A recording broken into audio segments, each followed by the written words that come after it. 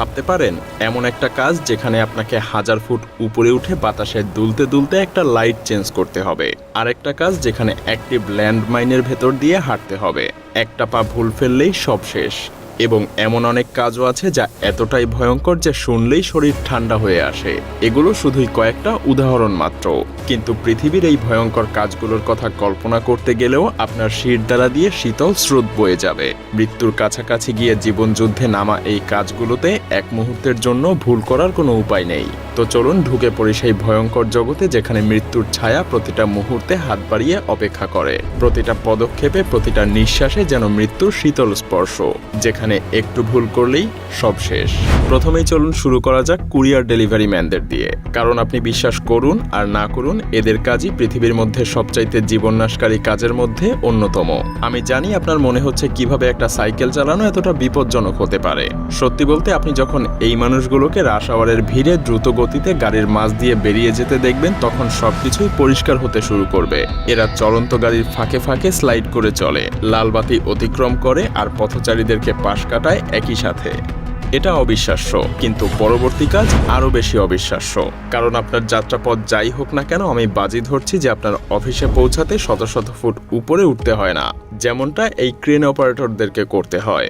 ভাবুন তো, শীর্ষে পৌঁছে গিয়ে যদি দেখেন যে আপনি চাবি ভুলে ফেলে এসেছেন, তাহলে ব্যাপারটা কেমন হবে? তার উপরে এই কাজের সাথে সবসময়ই থাকে প্রচণ্ড বাতাসের ঝুঁকি, যান্ত্রিক ত্রুটির ঝুঁকি আর পড়ে যাওয়ার ভয় তো আছেই। আর এটাকে ভুলেও বাগান মনে করবেন না। সত্যি বলতে এটার যেন এক মৃত্যুপুরী, কারণ এই জায়গায় কাজ করা গার্ডেনাররা প্রতিদিন মৃত্যুর খুবই কাছাকাছি অবস্থান করে। এটা প্রিজন গার্ডেন, যেখানে পৃথিবীর সবচাইতে ভয়ঙ্কর বিষাক্ত 100টারও বেশি গাছ রয়েছে। ভ্রমণ করতে এলে গেটে এই দারুণ সতর্কতা চিহ্নটা আপনাকে স্বাগত জানাবে। গার্ডেনারদের সবসময় পুরোপুরি হ্যাজমেট স্যুটে থাকতে হয়, কারণ এই গাছগুলোর কিছু গাছ এমনও আছে যেগুলো শুধু কাটলেই আপনার হৃদস্পন্দন বন্ধ হয়ে যেতে পারে।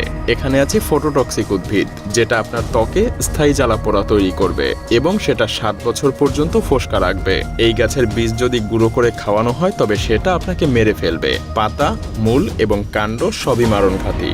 হ্যাঁ, এই ফুলগুলো একদমই নিষ্ঠুর, তবে অন্তত এগুলো আপনাকে 2 টুকরা করবে না, যেভাবে 2 তলার সমান এই জাহাজের প্রোপেলার করবে।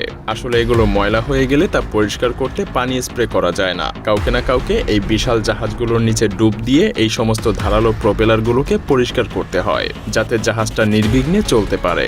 শুধু খেয়াল রাখতে হবে যেন জাহাজের ইঞ্জিন বন্ধ থাকে। তারপরও জাহাজের নিচের অংশে আসলেই এটা অনেক কঠিন হয়ে পড়ে। তারপরও তাদের সেখানে বেশ কিছুক্ষণ ধরে থাকতে হয়। আমি খুশি যে আমি তাদের জায়গাতে নেই, তবে আমি আরও বেশি খুশি যে আমি এই বাস ড্রাইভারের জায়গায়ও নেই, কারণ তার উপরে রয়েছে পৃথিবীর সবচাইতে বিপজ্জনক বাস রুটের যাত্রীদের নিয়ে যাওয়ার মহান দায়িত্ব। কারণ এই বাসটা লিমা শহরের পাহাড়ি পিচ্ছিল সংকীর্ণ রাস্তা দিয়ে চলে গেছে, যা আন্দিজ পর্বতের অনেক উঁচুতে অবস্থিত। এই বাসের জানালার পাশে বসলে যেন স্বস্তির পরিবর্তে আপনাকে আতঙ্ক ঘিরে ধরবে, কারণ এখানকার প্রধান আকর্ষণই থাকে হঠাৎ পতন আর মৃত্যুর স্মৃতিস্তম্ভ। আর তাই বলাই যায় এই দুনিয়ায় একটু দেরিতে পৌঁছানো ভালো, পরের দুনিয়াতে তাড়াতাড়ি পৌঁছানোর চেয়ে। সমুদ্রের গভীরে বিজ্ঞানীরা চলে যান মহাসাগরের শীর্ষ শিকারী হাঙরদের নিয়ে গবেষণা করতে।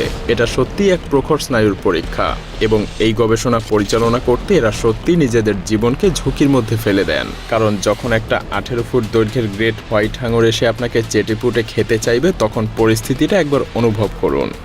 সত্যি বলতে মানুষ এর থেকেও দুঃস্বপ্নের মতো ভয়াবহ কাজ করে থাকে, তবে সেগুলো দেখার আগে চলুন নর্দমা থেকে একটু ঘুরে আসা যাক। এরা প্রস্তুত পৃথিবীর সবচাইতে বিষাক্ত স্থানগুলোতে নেমে কাজ করতে। নর্দমায় ডুবুরিদেরকে ব্লকেজ পরিষ্কার করতে নামতে হয়, আর তাই বলাই বাহুল্য সেখানে মাঝে মধ্যেই এমন ধরনের কিছু উদ্ভট জিনিসও আটকে থাকতে পারে। আসলে এদেরকে সুপারহিরো বলা যেতে পারে, যারা শহরকে পরিষ্কার রাখতে এমন ভয়াবহ কিছুও নির্বিঘ্নে করে থাকে। আসলে এমন কাজ করতে আসলেই সাহস প্রয়োজন। তবে প্রকৃতির সাথে লড়াইয়ের মধ্যে কোনো নিরাপত্তা নেই, কারণ স্টর্মচেজারদের একমাত্র প্রধান কাজ হচ্ছে চরম আবহাওয়ার মধ্যে সংগ্রাম করে যাওয়া এবং যতটা সম্ভব টর্নেডোর কেন্দ্রবিন্দুতে পৌঁছে যাওয়া। এরা বিজ্ঞানের জন্য টর্নেডোর পেছনে ছুটে যায়। যে কোনো দিন এদেরকে প্রস্তুত থাকতে হয় শিলাবৃষ্টি, বজ্রপাত এবং আকস্মিক বন্যা এড়িয়ে ঝড়ের কেন্দ্রে ক্যামেরা সেট আপ করার জন্য। হ্যাঁ, প্রকৃতির ক্রোধের সাথে প্রতিটা মুহূর্তে স্টর্মচেজাররা যেন জুয়া খেলে।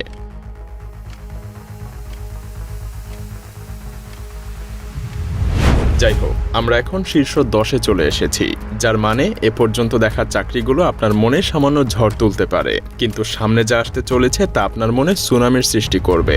দেখুন, শুধু উপরে উঠে লাইট পাল্টানোই না, আসল কাজ শুরু হয় যখন তারা উপরে পৌঁছে মেরামতের কাজ শুরু করে। ভুল বুঝবেন না, তাকে সব পথ পেরিয়ে আবারও নিচে নামতে হবে। এদের জন্য কোনো বেস জাম্পিং নেই, যদিও সেটা থাকলে দারুণ হতো। ভাগ্য ভালো এমন শ্রমিকদের 6 মাসে মাত্র একবার উপরে উঠতে হয়, কারণ আমার মনে হয় না এ ধরনের দৃশ্যের মজা কেউ সারা বছর ধরে নিতে চাইবে। তবে হ্যাঁ, বছরের সেরা মুহূর্ত কিন্তু এটাই। কিন্তু এদেরকে সারা বছর ধরেই কাজ করে যেতে হয়, আর এই ইলেকট্রিশিয়ানদের প্রাণটা জীবন্ত বিদ্যুৎ চুম্বক আর 1000 ফুট উচ্চতা থেকে না পড়ে থাকার উপরেই নির্ভর করে। এদের কারণেই আপনি এখন এই ভিডিওটা দেখতে পাচ্ছেন। আর যতটুকু সময়ের মধ্যে আপনি লাইক আর সাবস্ক্রাইব বাটন চাপবেন, ঠিক ততক্ষণেই এদের সবকিছু গড়বড় হয়ে যেতে পারে। হ্যাঁ, এরা সত্যিই হাই ভোল্টেজ বিদ্যুৎ লাইনে কাজ করে, যেমন 1 লাখ ভোল্টেরও বেশি বিদ্যুৎ বয়ে নিয়ে যায় এই লাইনগুলো। তাই একদম সামান্য ভুলও অনেক বড় করুণ পরিণতি নিয়ে আসতে পারে। আসলে এদের জন্য যেন প্যারাশুট নিয়ে আসা উচিত। হ্যাঁ, আর একটা প্যারাশুট এই বুশ পাইলটদের জন্য প্রয়োজন, কারণ কখনো কখনো যখন রানওয়ে বা ল্যান্ডিং স্ট্রিপ চোখে পড়ে না, তখন তাদেরকে লাফিয়ে পড়তে হয়। এই বুশ পাইলটদের কাজ পৃথিবীর সবচাইতে দুর্গম আর অনিশ্চিত এলাকায় বিমান পরিচালনা করা। তাদের পুরো যাত্রাতেই এমন জায়গা থেকে উঠতে হয় যেখানে কেউ যেতে চায় না। যেমন সাধারণ পাইলটদের জন্য সবচাইতে খারাপ পরিস্থিতি হচ্ছে প্লেনটা মাটির দিকে নামানো, কিন্তু বুশ পাইলটদেরকে এমনটা হরহামেশাই করতে হয়।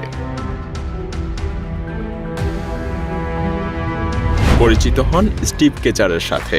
তিনি একজন ফুল টাইম তুষারধস চিত্রগ্রাহক এবং একজন পেশাদার ম্যাডল্যাড, যিনি বছরে $1 লাখ আয় করেন তুষারধস তৈরি এবং তার ছবি তুলে। এই কাজে সবচাইতে ভয়ঙ্কর ব্যাপার হলো খুব বেশি দূরে থাকলে শর্ট মিস হয়ে যেতে পারে, আবার খুব কাছে থাকলে তার নিজেরই মৃত্যু ঘটতে পারে। মজার ব্যাপার হলো উনি শুধু ভয়াবহ এই প্রাকৃতিক ঘটনার দৃশ্যগুলোই ধারণ করছেন না, উনি নিজেই সেগুলো ঘটাচ্ছেন পাহাড়ের উপরে ডিনামাইট বসিয়ে।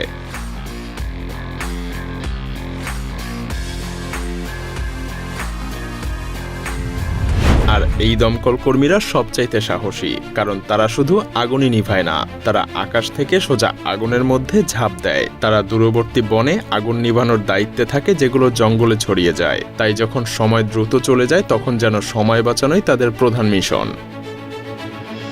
কিন্তু এবার আমাদেরকে কথা বলতে হবে এমন একটা কাজের যা এতটাই পাগলামো যে মনে হবে এটা বানানো। মূলত অ্যান্টিভেনম ওষুধের জন্য প্রয়োজনীয় মূল উপাদান হলো বিষ নিজেই।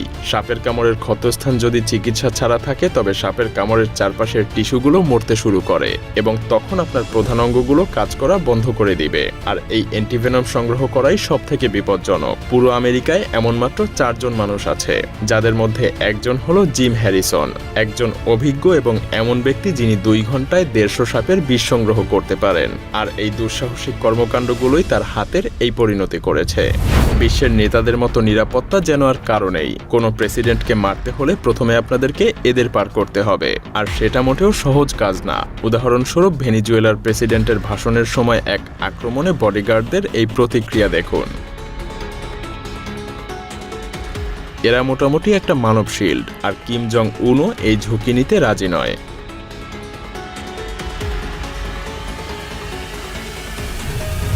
আর এই কাজটা যেন গাছে উঠে সুইসাইড করার মতো।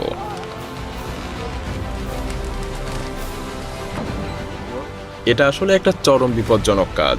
ধারালো হাতিয়ার এবং গাছ থেকে পড়ে যাওয়ার ঝুঁকি প্রতি মুহূর্তে আপনাকে ঘিরে ধরবে। এই কাজ কখনোই নিরাপদে করা সম্ভব না।